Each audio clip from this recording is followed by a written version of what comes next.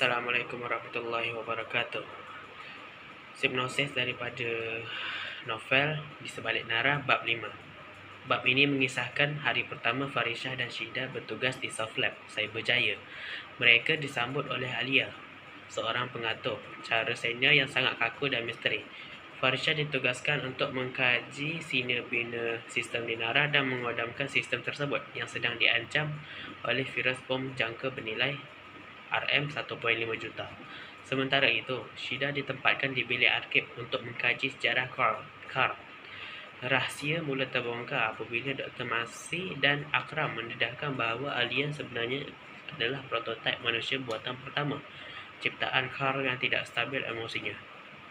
Bab berakhir dengan Farisha mengalami mimpi ngeri dikejar haiwan buas di padang pasir sebelum dikejutkan oleh Shida pada keesokan paginya.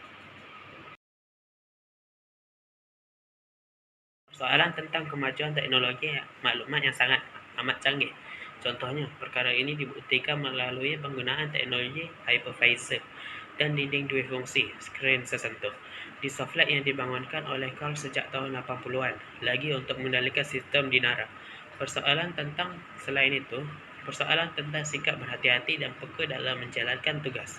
Contohnya, Shida menunjukkan sikap ini apabila dia berasa curiga dan ingin tahu tentang identiti Alia yang kelihatan sangat aneh. Kulit muka terlalu tegang, serta tidak pernah berkelip mata sepanjang pertemuan mereka. Seterusnya, persoalan tentang ancaman keselamatan terhadap sistem komputer gergasi. Contohnya, sistem di Nara di Soft Lab sedang menghadapi ancaman besar daripada virus bom jangka yang beresiko memusnahkan seluruh data syarikat sehingga memaksa pihak pengurusan mengupah Farisha untuk mengatasinya. Latar tempat: lobi Soft Lab, tempat Farisha dan Shida bertemu untuk melaporkan diri pada Alia jam 9 pagi. Bilik arkib, tempat Shida menjalankan penyelidikan tentang sejarah Carl dan syarikat Soft Lab. Ruang kerja Farisha, tempat yang dilengkapi teknologi canggih di mana Farisha mengkaji sistem di Nara. Kedai mamak, tempat Farisha dan Shida makan tengah hari dan membincangkan keanehan fizikal Alia. Data masa, pukul 9 pagi. Contohnya, waktu ketibaan Farisha dan Shida di Soft Lab untuk memulakan kerja, pukul 1 tengah hari. Waktu makan tengah hari di mana Farisha dan Shida berkongsi pemerhatian tentang Alia. Waktu petang, waktu Farisha berbincang dengan Akram tentang virus bom jangka dan teknologi hypervisor. Waktu malam, waktu perbincangan rahsia antara Dr. Marcy, Akram dan Alia tentang status Alia sebagai prototipe. Latar masyarakat yang mahir dalam bidang teknologi maklumat. Contohnya, Farisha, Akram dan Alia yang mempunyai kepakaran tinggi dalam mengurus sistem komputer yang kompleks. Masyarakat yang mempunyai sifat ingin tahu yang tinggi. Contohnya, Shida berasa curiga dan terus-menerus ingin tahu tentang identiti Alia yang nampak kaku.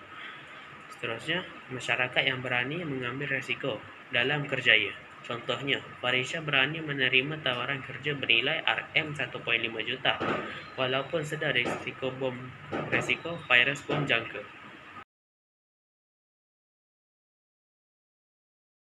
Pengajarannya, kita hendaklah sentiasa peka terhadap keadaan sekeliling. Contohnya, Farisha dan Shida menyadari keanehan pada diri Alia yang tidak pernah berkelip mata. Selain itu, kita perlulah berani menghadapi cabaran yang besar. Contohnya, Farisha tetap menerima tugas memadam sistem di Nara walaupun berisiko sangat tinggi. Seterusnya, kita mestilah bekerja sama dalam menyelesaikan masalah. Contohnya, Dr. Marcy, Akram dan Alia berbincang bersama untuk memastikan projek menyelamatkan di Nara berjalan lancar.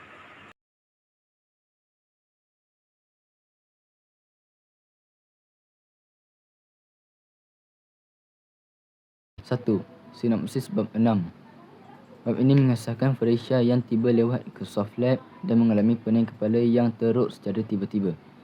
Dr. Maxi mengambil kesempatan ini dengan mengarahkan Alia untuk memasukkan jarum transmisi ke tengkuk Farisha secara rahsia. Farisha kemudiannya berada dalam keadaan bawah sedar dan berkomunikasi dengan Carl yang sedang koma. Alia berasa sangat cemburu kerana dia dihalang daripada berhubung dengan Carl, sedangkan Farisyah dibenarkan. Selepas tersedar, Farisyah menunjukkan kebijaksanaan luar biasa dalam memahami sistem Dinara. Bab berakhir dengan Shida mendedahkan penemuan misteri di arkib tentang seorang saintis bernama Medina yang rekodnya telah dipadamkan daripada sejarah syarikat. 2. Persoalan. Poin pertama, persoalan tentang manipulasi manusia menggunakan teknologi canggih. Contohnya, Dr. Maxi memanipulasi keadaan pening kepala Farisyah untuk memasukkan jarum transmisi tanpa pengetahuannya bagi membolehkan komunikasi bawah sedar dengan Carl. Poin kedua, persoalan tentang perasaan cemburu yang menguasai diri. Contohnya, Alia berasa sangat cemburu dan marah kepada Farisyah kerana Farisyah dibenarkan berkomunikasi dengan Carl, manakala Alia sendiri dilarang melakukannya. 3. Latar tempat. Poin pertama, ruang kerja Farisyah di Soft Lab.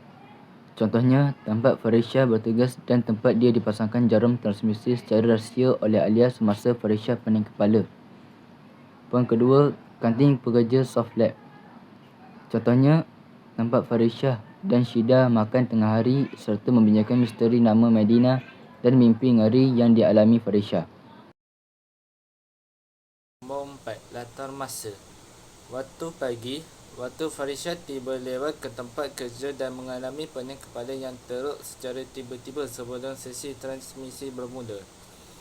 Pukul 10.30 pagi, waktu sesi komunikasi bawah sedar antara Farisyah dan Carl tamat dan Farisyah tersedar semula lalu diberikan multivitamin oleh Arqam. Latar masyarakat. Masyarakat yang mahir dalam sains dan teknologi digambarkan melalui watak Dr. Maxi dan Arqam yang menggunakan teknologi transmisi minda untuk berhubung dengan Carl yang sedang koma. Masyarakat yang suka mengkaji sejarah digambarkan melalui watak Shida yang gigih mencari maklumat lama tentang asal-usul syarikat Soft Lab dan Carl di bilik arkib. Nombor 6. Pengajaran. Kita hendaklah menghargai kepintaran dan kebolehan orang lain. Contohnya, Arqam memuji kebijaksanaan Farisyah dalam mengendalikan projek Dinara yang rumit dalam masa singkat. Kita janganlah membiarkan perasaan cemburu merosakkan profesionalisme. Contohnya, Alia ditegur oleh Dr. Maxi kerana emosi peribadinya terhadap Farisyah hampir mengganggu misi menyelamatkan sistem Dinara.